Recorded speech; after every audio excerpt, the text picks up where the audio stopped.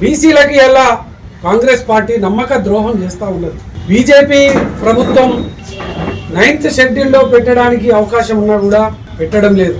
రేవంత్ రెడ్డికి ఈ కాంగ్రెస్ నాయకులకు జీవోలతోనూ అసెంబ్లీ తీర్మానాలతోనూ ఇది సాధ్యం కాదనేది తెలియదా?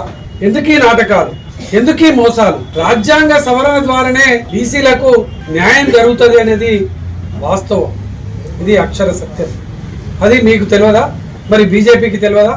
మరి ఎందుకు ఈ మోసం చేయడం? అందుకోసమే మేము ఈ యొక్క స్థానిక సంస్థల ఎన్నికలలో బీజేపీకి కాంగ్రెస్ పార్టీకి ఎవరు ఒక్కరు కూడా ఓటేయకుండా తీర్మానాలు చేయాల్సినటువంటి సందర్భం వచ్చింది.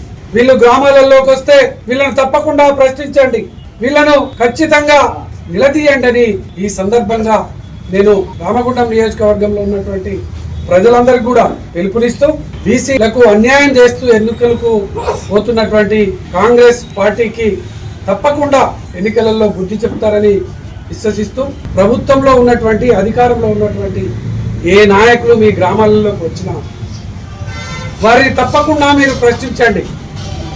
వాళ్ళ కండువ కప్పుకొని వచ్చినా కూడా తప్పకుండా ప్రజలందరూ కూడా ఈ కాంగ్రెస్ పార్టీని నిలదీయాలి, ప్రశ్నించాలని తెలియజేస్తూ రామగుండం నియోజకవర్గంలో 27 గ్రామ పంచాయతీలకు తప్పకుండా సర్పంచులు 27కి 27 బీఆర్ఎస్ పార్టీ తప్పకుండా గెలుస్తుంది.